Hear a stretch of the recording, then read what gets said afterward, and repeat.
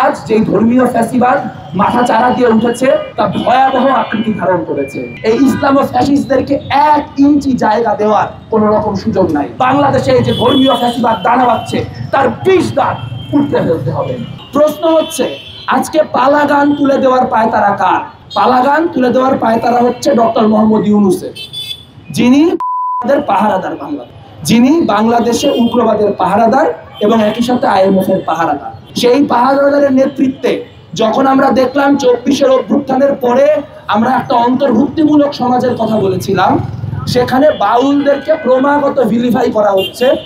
আবুল সরকারের একটি ছোট্ট ক্লিপ ব্যবহার করে কোনো কনটেক্সট ছাড়া সেটি সব জায়গায় প্রচার করা হচ্ছে। আপনারা যদি এই খেলা খেলতে থাকেন তাহলে আমরাও এই খেলা খেলতে বাধ্য হব। আজকে আজাহারির একটি ভিডিও সারা ফেসবুকে ভাইরাল হয়ে আছে, চাইলে সেটা নিয়েও মামলা করা যায়। যদি ভদ্রভাবে না করেন তাহলে এই বিষ কিভাবে আপনাদের বিরুদ্ধে ব্যবহার করতে হয় এটা আমরাও কিন্তু জানি। জামাতে ইসলামীকে একটু মনে করাই দিই, তারা যেন ভুলে না যান তাদের নেতৃবৃন্দের বিরুদ্ধে প্রাথমিক মামলাটা ধর্মীয় অবমাননার কারণেই হয়েছিল। তাহলে এই আগুনের খেলায় যদি আপনারা নামতে চান, এই আগুনের খেলা খেলতে যদি আপনারা আমাদের বাধ্য করতে চান, তাহলে এই খেলায় কিন্তু আমরাও নামবো, তখন কিন্তু পালানোর পথ পাবেন না।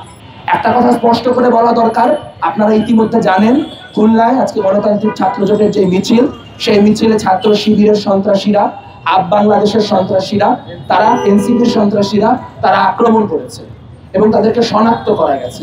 আমরা এমন একটা মুহূর্তে দাঁড়িয়ে আছি যেখানে যারা গণতান্ত্রিক শক্তি তারাও সাহস করে নিজেদের কথা বলতে পারছে না, আতঙ্কে ভুগছে।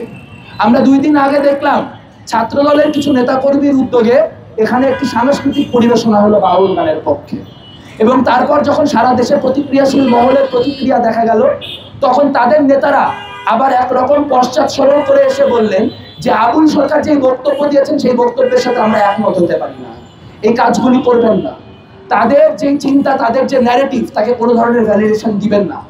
আপনি 1 ইঞ্চি দিবেন, ফ্যাসিস্টরা 1 মাইল জায়গা কায়রে দিবেন। কাজে আজ থেকে, এই মুহূর্ত থেকে কোনো গণতান্ত্রিক শক্তি এই ইসলাম ও ফ্যাসিস্টদেরকে 1 ইঞ্চি জায়গা দেওয়ার কোনো রকম সুযোগ নাই। আমরা বামপন্থীরা আপনাদের আহ্বান জানাইতে চাই, আসেন ন্যূনতম গণতন্ত্রের প্রশ্নে, বাংলাদেশ রক্ষার প্রশ্নে অন্তত ন্যূনতম ঐক্যমত্যের জায়গায় আসি।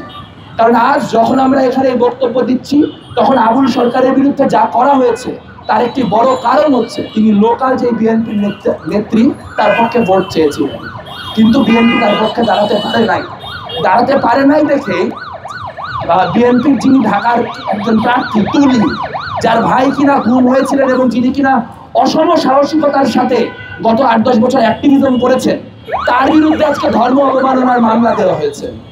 যখন আমরা আজকে কথা বলছি তখন ফেসবুক মারফত জানতে পারলাম গণতান্ত্রিক জাতীয় নাগরিক পার্টির একজন নেতা, যিনি এককালে একজন শ্রমিক সংগঠক ছিলেন, আমাদের কমরেড ছিলেন, আরমান হোসাইনের বাড়িতে আজকে যাওয়া হয়েছে এবং তাদেরকে নাস্তিক বলে উৎখাত করার কথা বলা হয়েছে।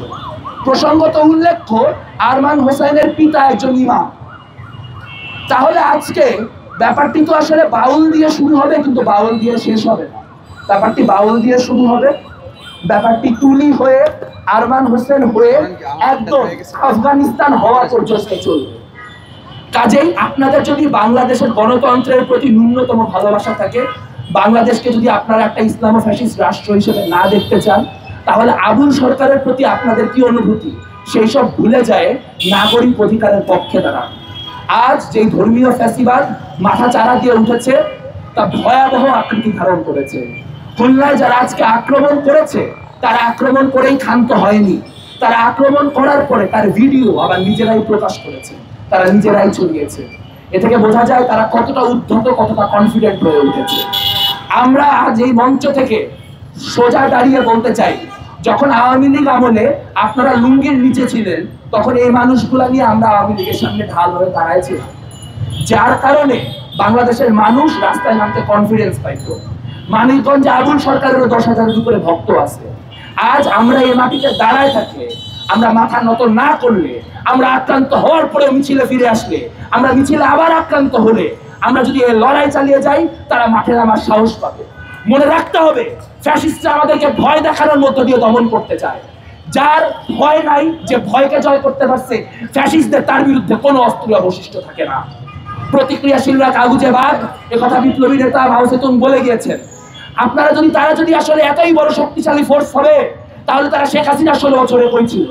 তার কারণ তাদের গায়ে দুইটা ডান্ডা পড়লে তারা ঘরে বাইরে ফিরে যাবে, কারণ তারা নিজেরাও জানে তারা যা করছে তারা কোনো কিছুই বুঝে করছে না। আজ তাই আমাদের লড়াইয়ে থাকতে হবে, আমাদের কোনোভাবে এই লড়াই থেকে সরা চলবে না। আবুল সরকার নিঃশর্ত মুক্তি হওয়া পর্যন্ত আমাদের লড়তে হবে। যারা আজকে খুলনায় আক্রমণ করলো তাদের বিচার হওয়ার আগ পর্যন্ত আমাদের লড়তে হবে। বাংলাদেশে যে ধর্মীয় ফ্যাসিবাদ দানা বাঁধছে তার 20 দাঁত উঠতে ফেলতে হবে। ইনকিলাব জিন্দাবাদ।